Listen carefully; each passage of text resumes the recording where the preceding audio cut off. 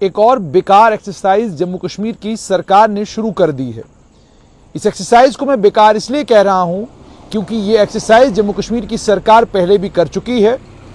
Daily rated workers को लेकर और नीड बेस्ड जितने भी लोग पीएचई में लगे हुए हैं उनको लेकर पूरा डाटा जम्मू कश्मीर के पीएचई विभाग के पास है। तो आज क्या ज़रूरत पड़ी दोबारा से पीएचई विभाग को ये डाटा कलेक्ट करने की? 19 अक्टूबर 2022 एक चिट्ठी टेक्निकल ऑफिसर जो चीफ इंजीनियर के उन्होंने अपने एक्सएनओ को लिखी है और उनसे ये कहा है कि आप अपने अपने जोन में मुझे बताएं कि आपके पास कितने नीड बेस्ड कितने कैजुअल वर्कर जो है वो काम कर रहे हैं। ये एक्सरसाइज जो है 19 तारीख को ये चिट्ठी क्यों लिखी गई है,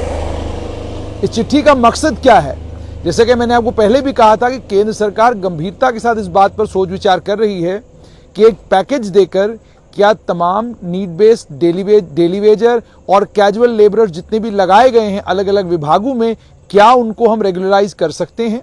और रेगुलराइज करने के बाद उनकी तनख्वाह हम लोग क्या सुनिश्चित कर सकते हैं। इस पर सोच विचार गंभीरता के साथ चल रहा है। फैसला लिया जाएगा या नहीं लिया जाएगा ये केंद्र सरकार को तय करना है, लेकिन सोच विचार गंभीरता के साथ चल रहा है। जहां तक कैजुअल डेली वेजर और नीड बेस्ड वर्कर्स हो या बाकी तमाम कर्मचारी हो जो एसआरओ 520 में कवर होते हैं, उनको लेकर ऑलरेडी जम्मू कश्मीर की सरकार के पास पूरा डाटा मौजूद है, डिटेल्स मौजूद हैं। एक एक कर्मचारी का आधार कार्ड से लेकर उसके सर्टिफिकेट्स तक, उसकी क्वालिफाइंग सर्टिफिकेट्स तक, हर एक डॉक्यूमेंट जो है जम्मू कश्मीर के पीएचई विभाग के पास भी है और अन्य विभागों में भी है, जिन जिन विभागों में ये डेली वेजर, नीड बेस्ड और कैजुअल वर्कर्स काम करते हैं। अगर आपके पास इस सारे का सारा डाटा है तो दोबारा से ये एक्सरसाइज करने का मतलब क्या तुक बनती है? 2015 में अगर इस नीड बेस्ड डेली वेजर्स और कैजुअल को लगाने पर मुकम्मल प्रतिबंध लगा, उसके बाद अगर लगा ही कोई नहीं तो 2015 तक जितने भी नीड बेस्ड डेली वेजर्स और कैजुअल काम कर रहे हैं क्या उनका डाटा आपके पास नहीं? 2015 में जब आपने बायोमेट्रिक्स कराई, बायोमेट्रिक्स कराने के बाद आपके पास एग्जैक्ट नंबर आ गया, एग्जैक्ट फिगर आ गया, आपको पता चल गया कि कितने डेली वेजर, कितने कैजुअल और कितने नीड बेस्ड, उसके अलावा लैंड ओनर्स कितने हैं, वीएल एनवाईसी कितने हैं, ये सारी डिटेल आपके पास मौजूद है। लेकिन उसके बावजूद ये एक्सरसाइज करना साफ तौर पर यह दर्शाता है कि मामले को लटकाने का काम जम्मू कश्मीर की सरकार कर रही है कि किसी एक फ्यूटाइल एक्सरसाइज में आप खुद भी व्यस्त रहिए और साथ में डेली वेजरों को, नीड बेस्ड और कैजुअल वर्करों को भी व्यस्त रखिए। तब तक व्यस्त रखिए जब तक केंद्र सरकार इसको लेकर कोई फैसला नहीं लेती, क्योंकि मुसीबत असल में पीएचई विभाग के लिए ये हुई है कि पीएचई विभाग के लगभग 23,000 के करीब जो डेली वेजर, कैजुअल और नीड बेस्ड जो उनके साथ काम करते हैं वो हड़ताल पर बैठे हैं। धरना उन्होंने पीएचई डिपार्टमेंट के चीफ इंजीनियर के दफ्तर के बाहर दे रखा है। उस धरने को एड्रेस करने के लिए या उनकी मांगे सुनने के लिए सरकार की तरफ से कोई आ नहीं रहा है। चीफ इंजीनियर जानते हैं कि उनका दुखड़ा क्या है, परेशानी क्या है, सरकार को वो बहुत बार कन्वे कर चुके हैं, लेकिन सरकार फैसला लेने में असमर्थ है। क्योंकि सरकार ये कहती है कि एक तो सरकार ने पहले कहा था कि ये बैकडोर है, उसको लेकर भी स्टेट लाइन के माध्यम से हमने आपके साथ ये साझा किया था कि 2014 में एक कैबिनेट मीटिंग हुई थी, जिस कैबिनेट मीटिंग में सरकार ने खुद ये माना था कि जितने भी डेली वेजर, कैजुअल और ये नीड बेस्ड लोग हैं ये बैकडोर नहीं है, बल्कि ये लगाए गए हैं और इन्हें वक्त की जरूरत के मुताबिक चीफ इंजीनियरों ने, एक्सईएनओ ने और एससीज ने अपने अपने वक्तों में लगाया है अलग अलग पीएचई की स्कीमों को सुचारू रूप से चलाने के लिए। और सिर्फ इतना ही नहीं बल्कि पीएचई के कर्मचारी तो ये भी कहते हैं और सीनियर अधिकारी तो ये भी कहते हैं कि आज भी हमें लगभग 30,000 के करीब लोगों की जरूरत है अगर हमको सभी स्कीमें सुचारू रूप से चलानी है। अब हम इस वक्त खाना पूर्ति करते हैं, खाना पूर्ति करके हम ये अलग अलग स्कीमें चलाते हैं। तो अगर स्थिति ये है कि स्कीमें 30,000 आपकी चल नहीं रही हैं, डेली वेजर जो हैं उन्हें आप रेगुलराइज करने के बारे में जो गंभीर नहीं है, केंद्र सरकार अगर गंभीरता के साथ इस पर सोच विचार कर रही है तो प्रपोजल वहां तक पहुंचाना और उस प्रपोजल को कामयाब कराना सरकार का काम है। लेकिन सरकार में कुछ उच्च पदों पर बैठे हुए अधिकारी जो हैं उनका ये मानना है और वो जम्मू कश्मीर को लेकर ये मानते हैं कि यहाँ मेजॉरिटी जो रिक्रूटमेंट हुई है वो बैकडोर हुई है। इसीलिए वो गंभीरता के साथ डेली वेजर्स, कैजुअल्स और नीड बेस्ड वर्करों के इस मसले को ले नहीं रहे।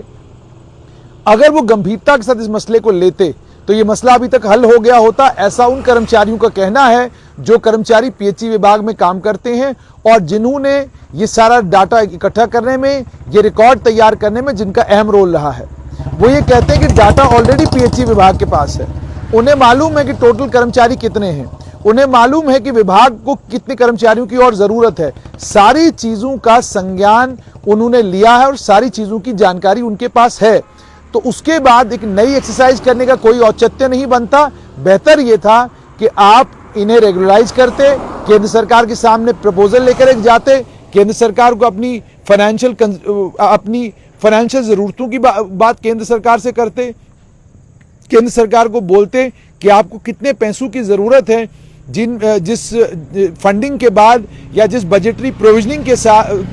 के कारण आपको डेली वेजरों को, कैजुअल्स को और नीड बेस्ड वर्करों को पक्का करने में मदद मिलेगी। आप ये प्रपोजल लेकर जाते, लेकिन आप प्रपोजल बनाने के लिए तैयार नहीं और आपने ये अपने मन में बिठा लिया है कि ये सारे के सारे लोग बैकडोर से आए हैं। इन तमाम लोगों को, चूंकि ये बैकडोर से आए हैं, बड़ी सारी जजमेंटें हैं जिनके कारण हम इनको रेगुलराइज नहीं कर सकते। लेकिन अगर आप ही के विभाग के चीफ इंजीनियर लिखकर दे रहे हैं कि ये सभी लोग हमने लगाए हैं,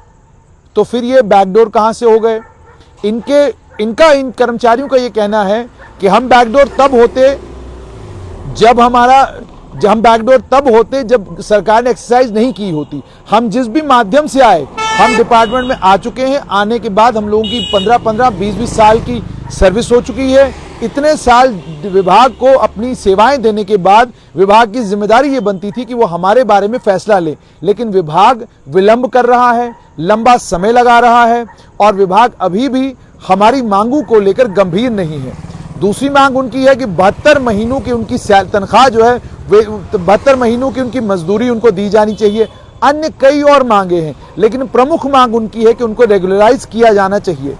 अब जो सरकार ने आज एक्सरसाइज शुरू की है, और ये केवल मात्र पीएचई विभाग में नहीं शुरू हुई है, हेल्थ एंड मेडिकल एजुकेशन ने भी इसी तरीके से चिट्ठी निकाली है, अन्य कई और विभागों ने चिट्ठियां निकाली हैं और अपने विभाग के जो अलग अलग एचओडीज हैं उनसे ये पूछा है कि आप हमें डिटेल बताएं कि कितने डेली वेजर, नीड बेस्ड और कैजुअल वर्कर आपके पास काम कर रहे हैं। मैंने कहा ये एक्सरसाइज व्यर्थ है, क्योंकि ऑलरेडी 2015 में बायोमेट्रिक्स वाली एक एक्सरसाइज हो चुकी है, जिसमें पूरा आंकड़ा नामों के साथ डिटेल सारी सरकार के पास पड़ी हुई है। इन व्यर्थ चीजों में समय गंवाने से बेहतर था कि केंद्र सरकार के साथ गंभीरता के साथ सरकार इस मुद्दे को उठाती, वहां से एक पैकेज लाती, ताकि ये 70,000 से ज्यादा जो डेली वेजर, कैजुअल और नीड बेस्ड हैं, इन्हें वन टाइम रिलैक्सेशन देकर इन तमाम को रेगुलराइज किया जाता। ये उन लोगों का मानना है जो राजनीतिक तौर पर दिल्ली में भी सक्रिय हैं और जम्मू कश्मीर में भी सक्रिय हैं। क्या जम्मू कश्मीर में आने वाले चुनावों से पहले भारतीय जनता पार्टी की केंद्र की सरकार जम्मू कश्मीर के 70,000 डेली वेजरों को पक्का करेगी? इस पर ये सवाल